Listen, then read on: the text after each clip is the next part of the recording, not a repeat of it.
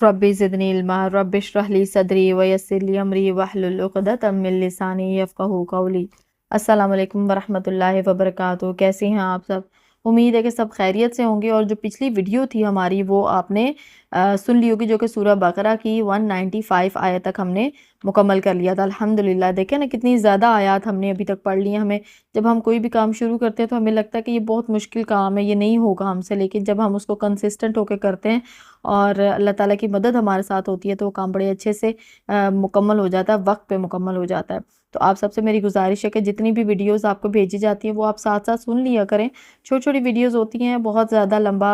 आपको टाइम नहीं देना पड़ेगा, और वो उसका फ़ायदा ये होगा कि आप साथ साथ चलेंगे और फिर आप पीछे नहीं रह जाएंगे और आपकी वीडियो स्किप नहीं होंगी। अब हम आगे इंशाल्लाह ताला पढ़ेंगे 196 आयत से हम शुरू करेंगे। और सबसे पहले मैं आपको यहाँ पर बता दूं कि अब हम हज के बारे में पढ़ने जा रहे हैं। यानी कि हज का तरीका, या ये आपको मालूम है कि काबा की जो तामीर है वो तो जब इंसान दुनिया में आया था वो तब से ही है ना। तो उसके बाद से हज़रत इब्राहीम अलैहिस्सलाम ने काबा की तामीर की हज़रत इस्माइल के साथ मिलके। और वो हमने पहले लास्ट जो हमारा फर्स्ट पारा था उसमें आपको याद होगा कि उसमें हमने देखा था कि किस तरह से हज़रत इब्राहीम अलैहिस्सलाम ने और हज़रत इस्माइल अलैहिस्सलाम ने उनकी काबे की तामीर की, और फिर उसके बाद उन्होंने साथ साथ दुआएं की। वो हमने सारा पढ़ लिया था। और आपको मालूम है कि हज का तो ऑब्वियसली उस वक्त भी ऐसा कोई तरीका तो रहा ही होगा, बताया ही होगा अल्लाह ताला ने, ऐसा नहीं हो सकता, क्योंकि उस वक्त भी हज़रत इब्राहीम अलैहिस्सलाम ने अपनी दुआ में कहा था कि अल्लाह ताला तू हमें इबादत के तरीके बता। तो ऑब्वियसली अल्लाह ताला ने उनको इबादत का तरीका बताया होगा, किस तरह से हज करना है। लेकिन वक्त गुजरने के साथ साथ उसमें तब्दीलियाँ आती गईं। तो यहाँ पर हम देखेंगे कि आप सल्लल्लाहु अलैहि वसल्लम ने कितने अच्छे तरीके से और कुरान पाक ने कितने अच्छे तरीके से हमें बताया कि हज को आपने किस तरह से अदा करना है, कौन से काम करने हैं, कौन से नहीं करने, और कौन से ऐसे काम हैं जो आपको करने ज़रूरी थे और आपने नहीं किया तो आप उसके ऊपर फ़िदिया देना है। ठीक है, तो वो हम साथ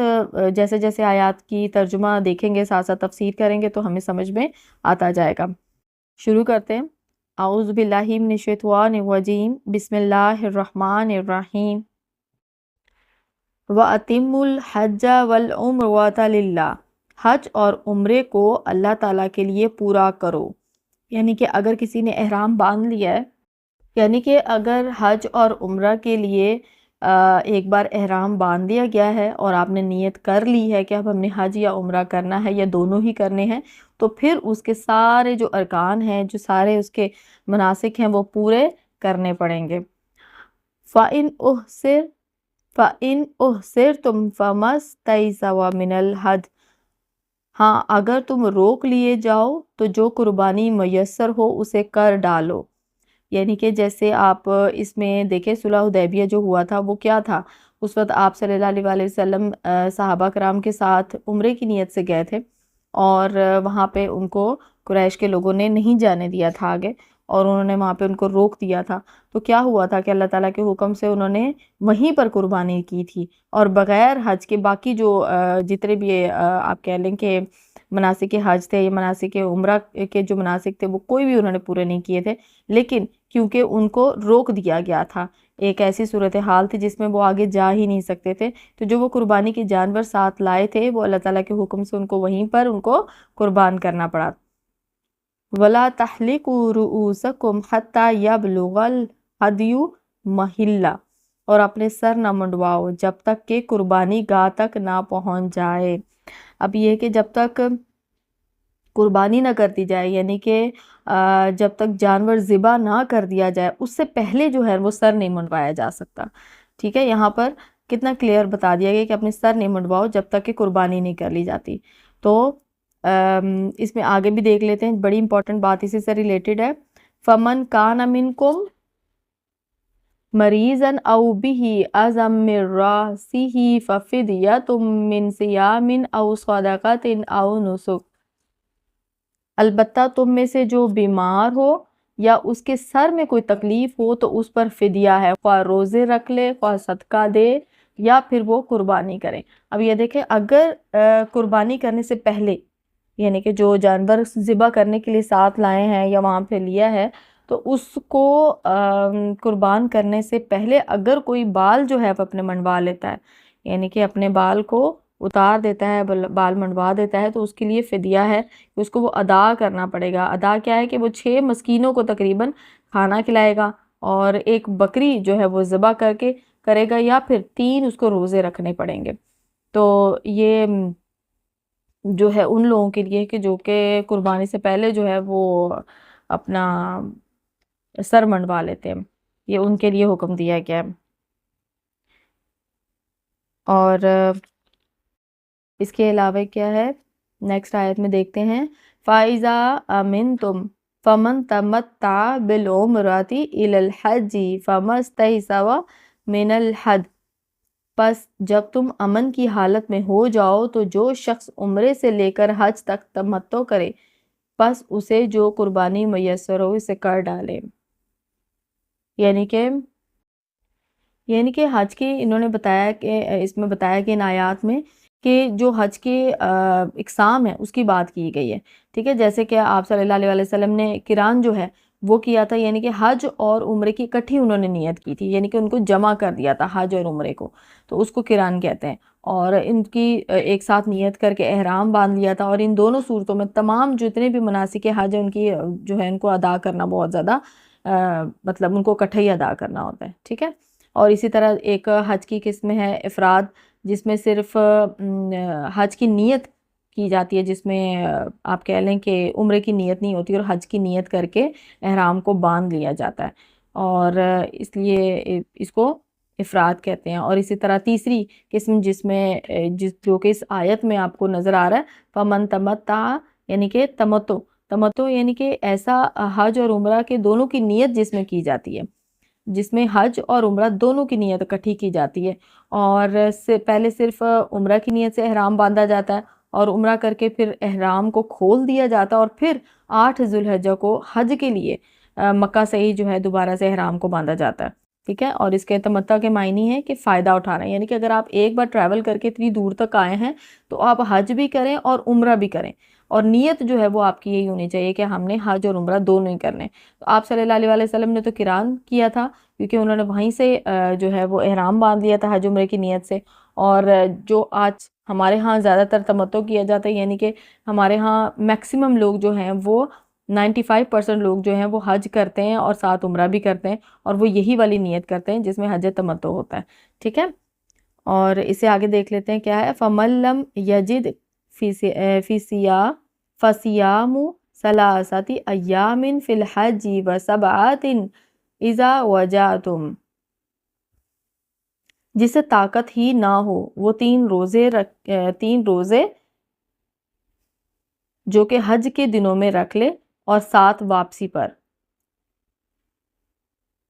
وَتِلْكَ الْعَشَرَةُ کاملہ، یہ پورے 10 ہو جائیں گے۔ ذَلِكَ لِمَن لَّمْ يَكُنْ أَهْلُهُ حَاضِرِ الْمَسْجِدِ الْحَرَامِ، اور یہ حکم ان کے لیے ہے جو کہ مسجد حرام کے رہنے والے نہ ہوں۔ اب دیکھیں یہاں پر کیا ہے کہ اگر کوئی طاقت نہ رکھتا ہو، کس چیز کی طاقت نہ رکھتا ہو، جانور کو قربان کرنے کی طاقت نہ رکھتا ہو، اس کے پاس اتنے مالی وسائل نہ ہوں کہ وہ جانور کو قربان کرے، تو اس کے لیے یہاں پر بتا دیا گیا کہ آپ نے کیا کرنا ہے، اس کا حل بھی اللہ نے بتا دیا کہ آپ نے 3 روزے رکھنے، اور 3 روزے کون سے، 10 روزے ٹوٹل رکھنے، لیکن 3 روزے آپ نے حد سے پہلے رکھنے، یعنی کہ 7، 8 اور 9 کا روزہ رکھ لیں، اور عید والے دن کا ظاہر 10 کا تو روزہ نہیں ہوگا، پھر اس کے بعد جو باقی کے 7 روزے ہیں وہ پھر حج کے بعد پورے کر لیے جائے، ٹھیک ہے۔ اور یہ اس لیے حکم دیا گیا ہے کہ یہ جو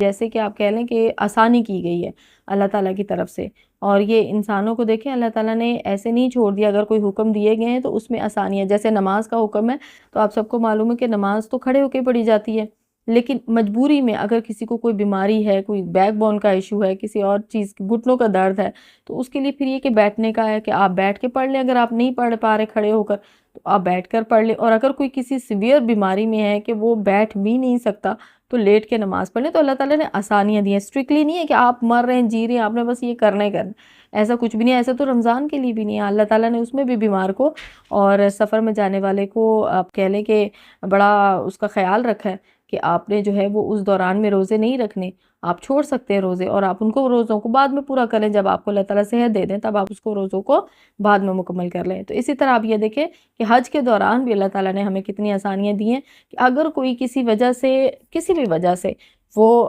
قربانی کا جانور نہیں لایا یا قربانی کا جانور نہیں وہاں پر ذبح کروا سکتا، تو اس کو کیا کرنا ہے کہ اس کو 10 روزے رکھنے ہیں، ٹھیک ہے۔ وَاتَّقُوا اللَّهَ وَاعْلَمُوا أَنَّ اللَّهَ شَدِيدُ الْعِقَابِ، لوگو اللہ سے ڈرتے رہو اور جان لو کہ اللہ تعالیٰ سخت عذابوں والا ہے۔ آگے ہم دیکھ لیتے ہیں آیت نمبر 197۔ الحج اشہر معلومات، فمن فوز فیہن الحج فلا رفث فلا فسوق ولا جدال فی الحج، حج کے مہینے مقرر ہیں، اس لیے جو شخص ان میں حج مقرر کرے وہ اپنی بیوی سے میل ملاپ کرنے، گناہ کرنے اور لڑائی جھگڑے کرنے سے بچتا رہے۔ اب یہ دیکھیں یہاں پر اللہ تبارک و تعالیٰ نے ایک مقررہ وقت بتا دیا کہ یہ وقت جو ہے یہ حج کے لیے، ٹھیک ہے۔ اب حج کا کون سے مہینے ہیں جن میں ہم ٹریول کرتے ہیں عام طور پہ؟ حج کی تیاریاں کی جاتی ہیں، جو ہم آپ کہہ لیں کہ جس سے پہلے وقتوں میں ہوتا تھا کہ وہاں پہ تو ایروپلینز نہیں ہوتے تھے، شپس بھی نہیں ہوتے تھے، ٹریول ان کا ہوتا تھا اونٹوں پہ، اور اسی طرح جانور ان کی ایک طرح سے آپ کہہ رہے ہیں کہ سواری ہوتے تھے، تو وہ کیا کرتے تھے، وہ تو مہینوں پہلے نکلتے تھے۔ یعنی کہ اللہ تعالیٰ نے حج کے مہینوں میں شوال، ذوالقعدہ اور ذوالحجہ، ان 3 مہینوں کے بارے میں بتایا کہ ان 3 مہینوں کو حج کے لیے ہم نے کر دیا وقف، کہ آپ نے جو ہے وہ ایک مقررہ وقت کر دیا، اور مقررہ وقت اوبیسلی حج کے شروع کے 10 دن اور ذوالحجہ کے شروع کے 10 دن، اور ان 3 مہینوں میں وہ کیا کیا کرتے تھے، یہ ہم بات کر لیتے ہیں۔ جو کہ قریش کے لوگ تھے وہ کیا کرتے تھے کہ وہ کہتے تھے کہ ان 3 مہینوں میں آپ نے صرف حج کرنا ہے، یہ حج کے لیے ہے، اور رجب کا مہینہ جو کہ ہے بعد میں آتا ہے، وہ اس مہینے کو انہوں نے رکھا ہوا تھا عمرے کے لیے، ٹھیک ہے۔ تو یہاں پر ہمیں اللہ تبارک و تعالیٰ نے بتا دیا کہ حج کا جو ٹائم مقرر ہے وہ ذوالحجہ ہے، اور ذوالحجہ کے مہینے میں جو ہے وہ آپ حج کر سکتے ہیں۔ اس سے پہلے کے جو 2 مہینے آتے ہیں اس میں عمرہ بھی کیا جا سکتا ہے، ایون حج کے دوران بھی عمرہ کیا جا سکتا ہے، ٹھیک ہے۔ لیکن حج کا آپ کو پتہ ہے عمرہ تو پورا سال میں کسی بھی ٹائم کیا جا سکتا ہے، لیکن حج کا ایک ٹائم مقرر ہے جو کہ صرف ذوالحجہ میں ہے، اور اس لیے جو شخص ان مقررہ دنوں میں مطلب حج کے لیے آتا ہے تو اس کے لیے اللہ تعالیٰ نے کچھ باؤنڈریز طے کر دی ہیں کہ یہ کام آپ نے نہیں کرنے، وہاں پر کوئی گناہ والا کام نہیں کرنا، ٹھیک ہے۔ اور اس کے علاوہ لڑائی جھگڑے، آپ کو پتہ ہے اتنا بڑا کراؤڈ ہوتا ہے، اتنا بڑا، جو لوگ عمرہ اور حج پہ جا چکے ہیں ان کو معلوم ہوگا کہ حج جو ہے وہ پوری دنیا میں اتنا بڑا کراؤڈ ایک جگہ اکٹھا نہیں ہوا جتنا بڑا خانہ کعبہ میں اور حج کے دوران میں ہوتا ہے، اور اتنے بڑے کراؤڈ کو لے کے چلنا اور اتنے بڑے کراؤڈ کو سنبھالنا اور اتنے بڑے کراؤڈ کے اندر کوئی ایسا کام نہ ہو جانا کہ جانی نقصان ہو، بہت بڑی اچیومنٹ ہوتی ہے، بہت بڑی کامیابی ہوتی ہے، اور اللہ تعالیٰ کے فضل سے بہت ریئر ہوتا ہے کہ کبھی کہیں کوئی ایسا واقعہ ہو گیا کسی شخص کی غلطی کی وجہ سے، ادروائز وہاں پہ امن ہی رہتا ہے۔ اور یہ آپ کو پتہ ہے حج کے جو مہینے یہ اس لیے مقرر اللہ تعالیٰ نے کیے ہیں کہ یہ جو قریش کے لوگ ہوتے تھے وہ اپنے مفاد کی خاطر، کیونکہ انہوں نے ٹریڈنگ کرنی ہوتی ہے، آپ کو پتہ ہے کہ جب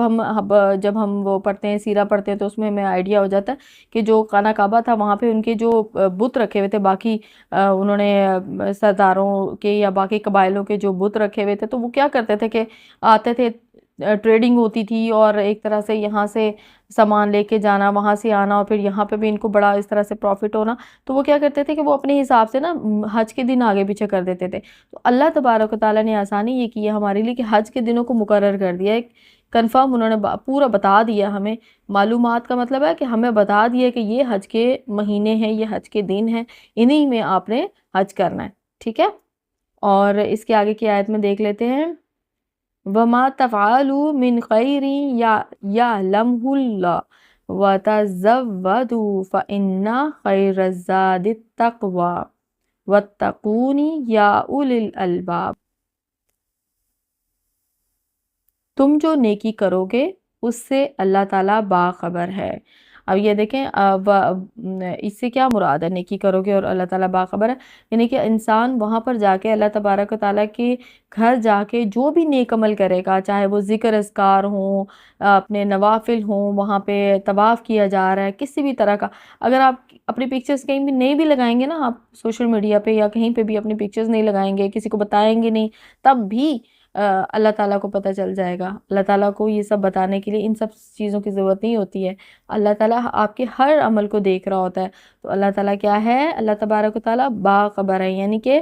وہ سب جانتا ہے کہ تم کتنی عبادتیں کر رہے ہو، کس نیت کے ساتھ کر رہے ہو، کیا کر رہے ہو، کون سے نیکی کے کام کر رہے ہو، کس کی مدد کر رہے ہو. ٹھیک ہے، تو وہ اللہ تعالیٰ نے ہمیں یہاں بتا دیا. اور دیکھیں جو ہستی ہمیں دیکھ رہی ہے، ہر وقت ہمیں نوٹس کر رہی ہے، ہمارے ہر طرح کے عمل پہ ان کی نظر ہے، وہ ہمیں خود بتا رہے ہیں کہ بھئی ہم تمہیں دیکھ رہے ہیں. ٹھیک ہے، تو یہ چھوٹی چھوٹی جو ہم چیزیں اپنی لائف میں کر رہے ہوتے ہیں، یہ سوچ کے کہ ہمیں کوئی نہیں دیکھ رہا، تو ہمیں یہ سوچنا ہوتا ہے کہ ایک ہستی ہے. جب ہمیں کوئی نہیں دیکھ رہا تو ہمیں صرف وہ ہستی دیکھ رہی ہوتی ہے. تو پھر ہم ظاہر ہے ہم گناہوں سے بچ جاتے ہیں، پیچھے ہٹ جاتے ہیں، اور ہم اللہ تعالیٰ سے توبہ استغفار بھی کرتے ہیں کہ اللہ تعالیٰ ہمیں جو ہے وہ بخش دے، اور ہم اپنے صغیرہ اور کبیرہ گناہوں کی معافی بھی اللہ تعالیٰ سے طلب کرتے ہیں. تو بہتر یہ ہے کہ ہم ہر وقت یہ یاد رکھیں، ہر وقت یہ اگر ہم یاد رکھیں گے کہ ہمیں اللہ تعالیٰ دیکھ رہا ہے، اللہ تعالیٰ باخبر ہے، تو ہم بے شمار گناہوں سے بچ جائیں گے.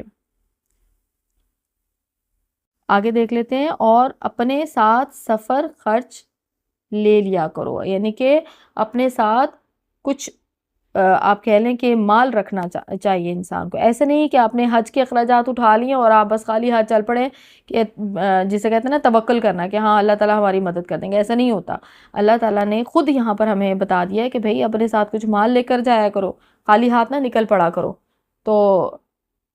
اب دیکھیں کچھ لوگ، آپ کو پتہ ہے کہ سعودی عرب میں جب پاکستانی بہت سارے جاتے ہیں، کسی نے ان کو فری میں حج عمرہ کروا دیا، تو وہاں پہ کیا کرتے ہیں کہ وہ اپنی ضرورت پوری کرنے کے لیے، یا شاید عادتاً یا کچھ بھی کہہ سکتے ہیں، ہمیں تو نہیں معلوم، لیکن وہاں پر ایسا رپورٹ ہوتا ہے کہ بھکاری نظر آ رہے ہیں، اور وہ کیا کرتے ہیں کہ وہاں پہ مانگنا شروع کر دیتے ہیں. تو مانگنے سے بہتر ہے کہ آپ اپنا جو ایک اتنا پیسہ خرچ کر کے اگر کوئی جا رہا ہے تو اس کو چاہیے کہ وہاں پہ ایٹ لیسٹ اپنے جو دن سٹے کرنے ہیں ان کے لیے وہ اپنا مال ساتھ لے کر جائے. کہ ساتھ ہی آگے کیا کہا ہے کہ اور سب سے بہتر توشہ جو ہے وہ اللہ تعالیٰ کا ڈر ہے. اب یہاں پہ جو ڈر کا ذکر کیا گیا، یہ ذکر کیا کہ بچنا سوال سے، کسی کے آگے ہاتھ پھیلانے سے بچنا، صرف اللہ تعالیٰ سے مانگنا. ٹھیک ہے، اور سوال کرنے سے بچنا مطلب کسی کے آگے ہاتھ نہیں پھیلانا، مانگنا نہیں ہے. تو یہاں پہ ہمیں ہمارے رب نے یہ بھی بتا دیا. اب دیکھیں آپ نوٹس کرتے جائیں، بڑا انٹرسٹنگ ایک ایکسپیرینس ہوگا کہ اتنی چھوٹی چھوٹی باتیں کہ جو شاید ہم آپس میں بھی ایک دوسرے کو شاید بتاتے ہوئے کئی بار بھول جائیں، اور اتنی چھوٹی چھوٹی باتوں کو اللہ تبارک و تعالیٰ نے ذکر قرآن پاک میں کیا کہ ہاں بھئی تم اگر جا رہے ہو نا حج کے لیے. اب دیکھیں ایک کامن سینس ہے نا کہ اگر کوئی کہیں جاتا ہے تو وہ اپنے پاس کچھ نہ کچھ مال رکھتا ہے. ہم کہیں ٹور پہ جا رہے ہیں، ہم کسی جگہ پہ ایز اے ٹورسٹ جا رہے ہیں، تو ہم وہاں پہ اپنے ساتھ کھانے پینے کا، رہنے کا سامان لے کر جاتے ہیں، مال لے کر جاتے ہیں. لیکن اللہ تعالیٰ نے یہاں پہ یاد دہانی کرائی ہے کہ وہاں پہ جا کے بھکاریوں کی طرح مانگنا نہ شروع کر دینا کہ میں حج عمرے پہ پیسے خرچ کر کے آ گیا ہوں، تو اب مجھے یہاں پر رہنے کے لیے تو میرے پاس پیسے ہی نہیں ہے، یہاں پہ تو کھانے کے لیے پیسے نہیں ہے، تو میری مدد کریں. تو اللہ تبارک و تعالیٰ نے اتنی چھوٹی بات کو بھی یہاں پہ نوٹس کر رہا ہے کہ یہ بھی تم لوگوں نے کرنا ہے کہ بھئی اپنے ساتھ کچھ مال لے کر جانا ہے. اور اے عقل مندو مجھ سے ڈرتے رہا کرو. اور بے شک ہم سب کو اللہ تبارک و تعالیٰ سے ڈرتے رہنا چاہیے اور تقوی اختیار کرنا چاہیے. ابھی ہم یہیں تک کرتے ہیں، آیت نمبر 197 تک. ابھی ہمارا یہ حج کا ٹاپک ہی چل رہا ہے، اور ہم کوشش کریں گے کہ ہم جو اگلا ہمارا آ رہا ہے اگلی ویڈیو ہوگی، اس میں ہم جو بھی مناسک حج ہے وہ ہم ضرور ڈسکس کریں گے، کیونکہ اس کو ڈسکس کیے بغیر تو یہ ٹاپک انکمپلیٹ ہوگا. اور اللہ تعالیٰ نے ہمیں وہ بھی بتا دیا ہے کہ آپ نے حج کرنا کس طرح سے ہے. ٹھیک ہے، تو ابھی میں نے یہاں پر اس ویڈیو سے پہلے بھی میں بتا سکتی تھی، لیکن وہ میں نے اس لیے نہیں بتایا کیونکہ ہمارا ٹاپک وہ آگے کی ویڈیو میں ہوگا، آگے کی آیات میں ہوگا انشاءاللہ تعالیٰ. اور آپ سب کو معلوم ہے کہ حج اور عمرہ جو ہے وہ ہم سب مسلمانوں پر، صحابہ حیثیت مسلمانوں پر حج فرض کیا گیا ہے. اور آپ سب نے میرے لیے، اپنے لیے، ہم سب کے لیے دعا کرنی ہے کہ اللہ تعالیٰ ہمیں اپنے گھر کا دیدار کروائے، کہ ہم وہاں پر جائیں، اس پاک سرزمین پر جائیں جہاں کبھی ہمارے آپ صلی اللہ علیہ وسلم کی قدم مبارک اور اس کے ساتھ ہی صحابہ کے قدم مبارک لگے تھے، اس زمین پر پڑے تھے، اور وہ وہاں پر چلتے پھرتے تھے ان گلیوں میں، ان کوچوں میں. ان کو دیکھنا ایک الگ ہی قسم کا ایموشنل سین ہوتا ہے. تو اللہ تعالیٰ ہم سب کو توفیق دے اور ہمیں اتنی ہمت دے کہ ہم وہاں تک جا سکیں. اور ابھی کی ویڈیو کا ٹاپک جو ہے وہ یہیں تک کمپلیٹ ہوتا ہے. اب انشاءاللہ ہم کوشش کریں گے کہ آگے کی ویڈیو کو جلد اسی ویک میں، کل یا پرسوں تک یہ ویڈیو آ جائے نئی والی، تاکہ ہمارے جو ویکلی 2 ویڈیوز پہ کام چل رہا ہے وہ ہمارا چلتا رہے، اور آپ لوگ کوشش کریں گے ساتھ ہی ویڈیوز کو دیکھ لیا کریں. اور اس طرح سے ہمارا یہ سفر جو ہے بڑا خوش اسلوبی سے چلتا رہے گا. وَمَا عَلَيْنَا إِلَّا الْبَلَاغُ الْمُبِينُ.